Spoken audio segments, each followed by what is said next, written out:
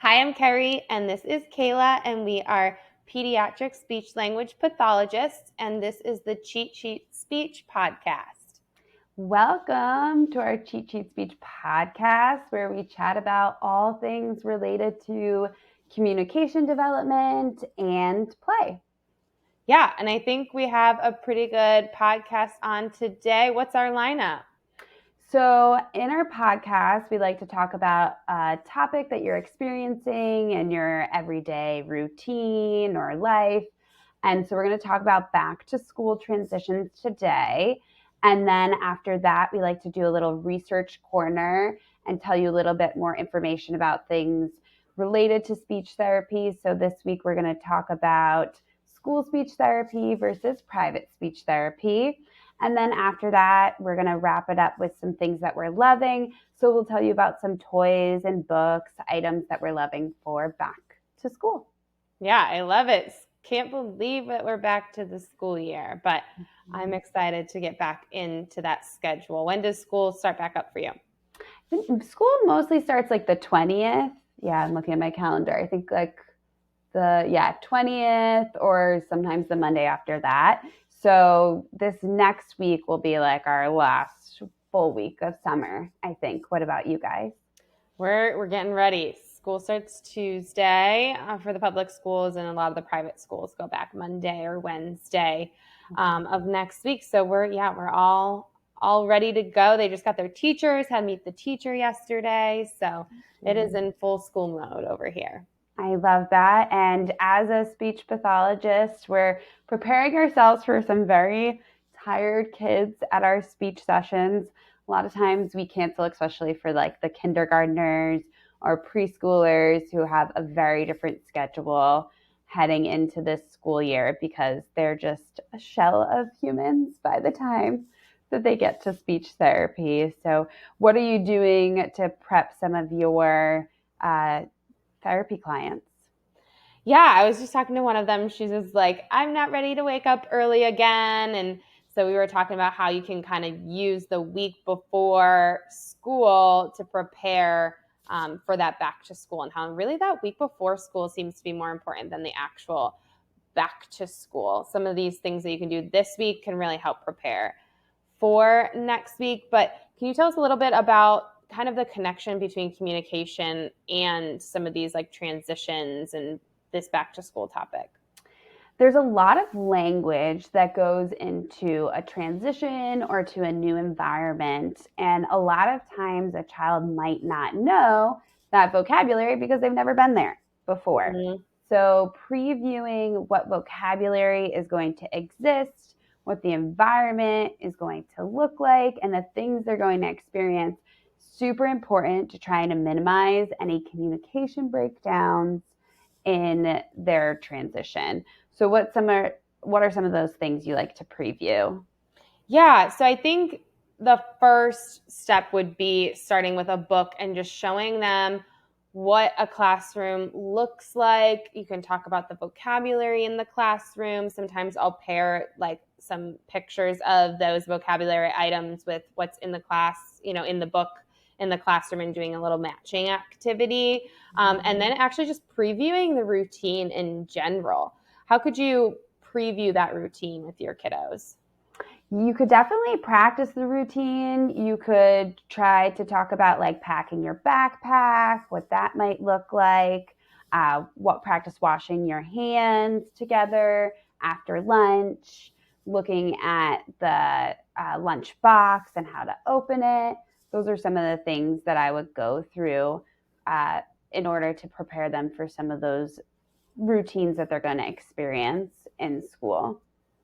Yeah, I like that. I think even just practicing getting up at that hour, practice getting up, getting dressed, eating breakfast, and getting in the car and or waiting for the bus, whatever that looks like, is so important, because if you're trying it out for the first day, you're just putting more on top of the newness that's already existing. So after you previewed the scene, what are some other ways that you can use communication to help ease that transition back to school? We see a lot of breakdown happen when the child doesn't understand the vocabulary that you're speaking about. which we refer a lot to object function for speech therapy, which is really just understanding what you use that item for. So trying to prepare your child, let's say they're packing their backpack for school, talking about what they would use the scissors for, what they would use the crayons for, to try to help minimize that breakdown. So I would say receptive language is a huge area to try to target before your child goes into school. What receptive language things are you practicing? Definitely practicing object function, like you had mentioned. Why do we use these objects? Also practicing following directions. Mm-hmm. This is something that often gets undiagnosed or, glossed over in the classroom. So when you have your child at home, a lot of times they're following routine directions. So put on your shoes. We do that every time we go out the door. So that direction becomes more routine rather than a novel direction, something different that we haven't experienced before. And then when we go into the classroom, we see a lot of times kiddos will use other children in the class to help support them following directions. So what's Mm-hmm. something we could do for that kid that might have difficulty following directions and may be dependent on other students to help them with that following directions piece? Yeah, you're going to want to try to walk through what that direction is by themselves outside of the setting of the classroom, because then they won't have those context clues of what to do next. So let's say you are practicing the lunchtime routine. You could say, okay, go wash your hands, a little bit more out of context before they go and get their lunch box. So maybe they were playing, then you say, okay, go wash your hands. Might be a little bit unexpected because they don't see that lunchbox yet. Then go grab your lunchbox to try to help them with something that might be a little bit more novel. So we call those novel directions. Yes. And the other direction I find kids have more difficulty with, and this is especially at the preschool level, is prepositions. Those directions Mm-hmm. with prepositions, so using in, on, under, or we see this a lot of times when getting in line. Mm-hmm. Yeah, getting in line, stand in the front of the line, or line up at the door. Those are actually some pretty tricky vocabulary words that you're using, especially front and back, are actually a little bit later developing than the prepositions in or on. And in or on, a lot of times you kind of can figure out, because if you say put it in the box, there's really only one option if the box is already open. Mm-hmm. So modeling those with, you could do maybe even some pretend play to help model those prepositions, but exposing the child to those types of things that you might hear in the classroom. What are some other common directions you feel like you're hearing in the classroom? Sit on the carpet, sit next to whoever the other kiddo is in the classroom. Those are all directions that we hear pretty often. And like I said before, they can be masked easily if a child decides to use their friends as visual cues. So, something for you as a parent to, like you said, to independently practice those directions and see how they do with those targets independently and see if that's something you maybe need to support before they get back to school. But I do like that piece you said about pretend play. Can you tell us a little bit more about that? Yeah, pretend play is a great way to take the pressure off in terms of, like, you're not testing your child to see if they can do something, but you're modeling how this experience would work. So making it fun, but then also trying to show them the sequences of events that might happen. Like you could do circle time with your stuffed animals and practice some of the things they might see at circle time, which could be like reading a book or doing a song. What are some other pretend plays, scenes that you're doing with some of your patients this week? Yeah, I mean, I did practice that getting in line when I have that zoo train piece. And Yeah. so we were taking them out, and I said, put the panda behind the giraffe. And my child had some difficulty with that when I switched up some of those directions. So I was able to see that this is an area that we need to focus on. And that's one of our goals anyway. So that was a great way to practice getting in line. Trains are great for that. Other things that we're practicing is sequencing. That's something else we see in the classroom a lot. So there's a washing hands routine.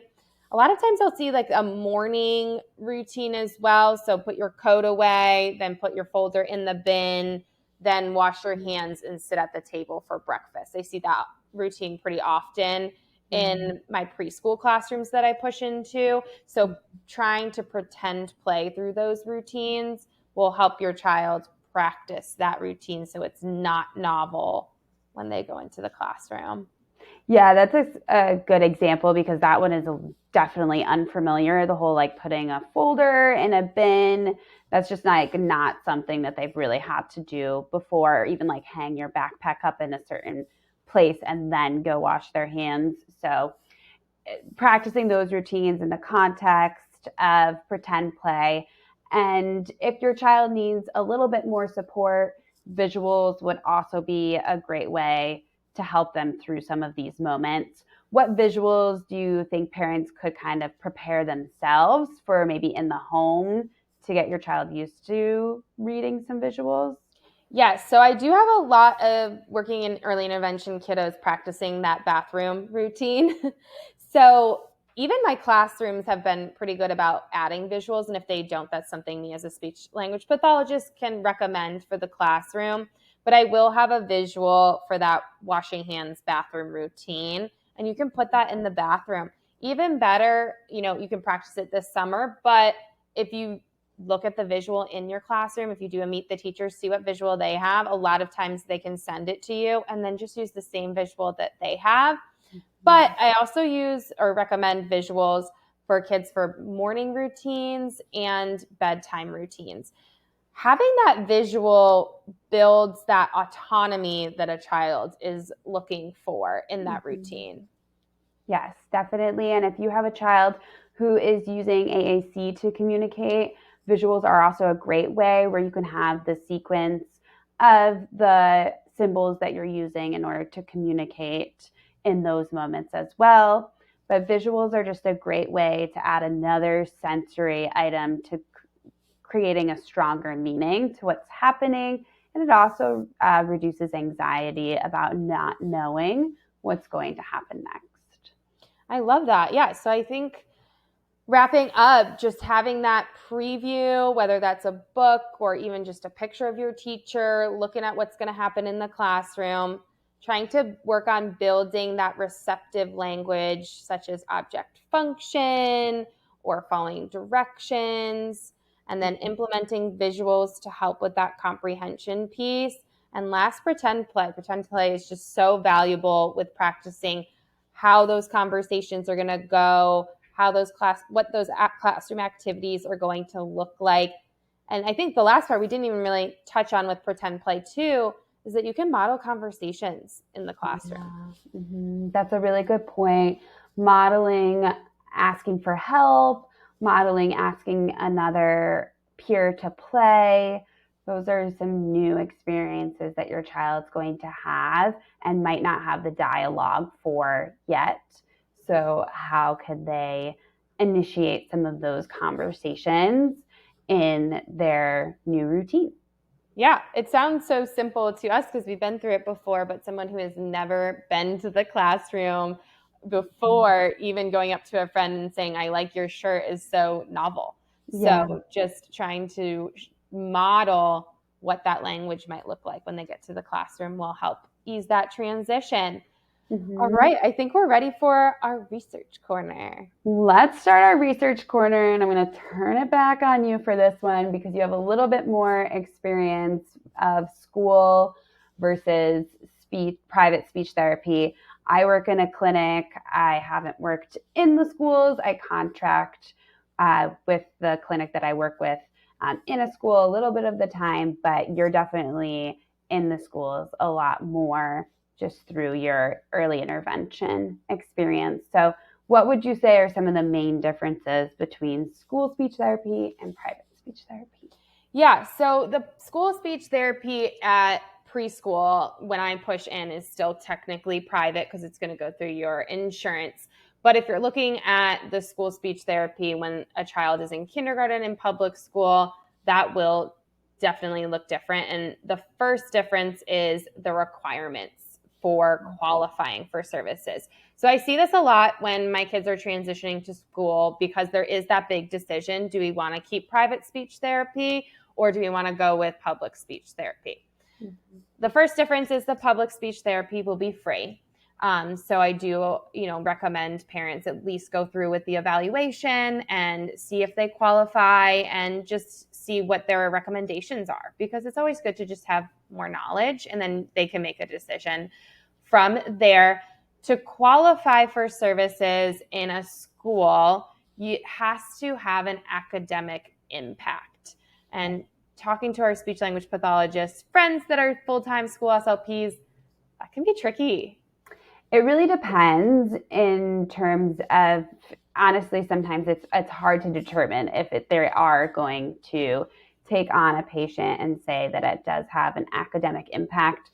So again, going through the process is your best bet instead of assuming something before you start the process. A lot of times we see this more in the field of like articulation. Let's say a kid is having difficulty producing the sound S, but they're having access to their academics in other ways where they're able to do math, reading, and writing at the level that they are at their grade level. Then it might be argued that this S is not really impacting their academics. Yes, we definitely see that frequently, where those speech sounds, there's not as much of an academic impact, or maybe some social language skills. Sometimes they might not qualify as well. And like you said, it really just depends on the school. So I'd always just go through, with an evaluation if that's something you want to pursue and just see what they have to offer. But the second piece then, so if your child does qualify for those school-based services, how do those services look different, I guess, than in your private clinic? So the sessions themselves will likely look a little bit different. Usually it's more of a group setting compared to the individual sessions in a private speech therapy clinic. So usually it's like 2 to 3 in a group. So it's still a very small group, but the group can have children targeting different goals. It doesn't all have to be the same goals at the same time. So this can be really great for kids, especially that need more breaks sometimes when another kid has a turn, or they do better when there's other peers modeling different language for them. But then it also can take away from kids who need a little bit more individual input. Right. And I see this a lot with my 3-4-year-olds transitioning to that school speech therapy. They may be doing really well in their sessions with me because I am a language model. I know how to encourage more language opportunities, but have more difficulty applying that language with peers who may not have those skills. Obviously, they're not speech language pathologists to bring out more language from my students. So I like to recommend continuing with that one-on-one speech and that group speech therapy because they just serve different purposes, and they help with that generalization is what we call it. We want to generalize those targets across multiple communication partners and a variety of settings. That's how we determine if you've met your goal in speech therapy, is can you apply across multiple communication partners and a variety of settings. What does that frequency difference look like between school speech and your private clinic? Again, really would depend on the school because you can qualify for different amounts of speech therapy. And you had mentioned previously a little bit push in, push out. Sometimes you might get speech therapy where the speech therapist is in the classroom for a certain number of minutes per week. And then they also have a pull-out session where you just come to their room for speech therapy a certain number of minutes per week, or a lot of times schools do it per month too, right? Just because then it gives them a little bit more flexibility if a child is out or if there's a field trip. So it's not on a weekly basis. What does the frequency usually look like for you in the private speech setting? In the private speech setting, we have something called BabyNet is what our 0 to 3 program looks like. And a lot of times those sessions are an hour long, but they're in the natural environment. So if we do have a kiddo that's going to school, I will push into the classroom and do that private speech session in the classroom in their most natural environment, and work on their goals there. So that's kind of how it works in the private speech setting, just like yours, but usually once or twice a week for an hour. So it's a longer period of time where I don't see that as frequently in the schools to get an hour-long session. The longest school session I've ever done is 30 minutes. Yeah, an hour stint at a time I don't usually see. Usually it would be at least spread out across the month a little bit more. And yeah, usually around that 30-minute mark for a school speech session. So you mentioned a little bit about an IEP. Can you just explain that a little bit more about what that would look like when you were talking about setting goals and how that's going to kind of navigate them through the school system? Yeah, I don't think I'd call it IEP, but yeah, that's what they use to create those number of minutes and set those goals. So that looks a little bit different than the private session. In private speech therapy, we do an eval at the initiation and then a re-eval once a year. There's a couple insurances that require it every 6 months, but most are once a year. And then we write a progress note every 3 months. An IEP in the school setting are often adjusted every 3 years. I think you could appeal to get it adjusted within that time period, but often looked at every 3 years. And again, those goals are all going to have an academic impact. So this plan might include speech goals. It also might include other areas of support as well. So let's say they're in occupational therapy, those goals will be on the IEP. It's an individualized education plan. So that's where you have a meeting with the school and usually like the school psychologist, speech, OT, reading specialists. And you have that meeting to set up what number of minutes your child is going to receive per month and those goal areas for your child. Mm-hmm. So what is maybe one more major difference between that private speech versus the school speech therapy? So I guess why you would maybe seek private speech therapy is if you're looking for someone who has a specialized area for your child's needs. So maybe this would be childhood apraxia of speech, or if they specialize in AAC or hearing loss. So sometimes you might seek private speech therapy because there's a specialist that you want to see. Yeah, definitely could see that being a bigger difference. These school speech therapists have to take it all on, which is great and awesome. And obviously we are trained in all areas of speech language pathology, but if you're someone who's looking for extra support in one specific area, that would be a great reason to also seek private speech therapy. Mm-hmm. Well, I think that's kind of all the ways that we can distinguish that difference between school-based speech and private speech therapy. But if you have any questions, please feel free to ask us, and we're happy to give some more information about that. Yeah, always happy to dive in a little bit more into any areas that we kind of glossed over or things that we kind of assume people know, and just let us know so we can explain those a little bit further. So we're getting ready for back to school. Now we know how to prepare for those transitions, know what speech therapy looks like in those settings. What are you loving for back to school? Yes. All right. So we got our top 5 things that we are loving. I'm going to start with number 1.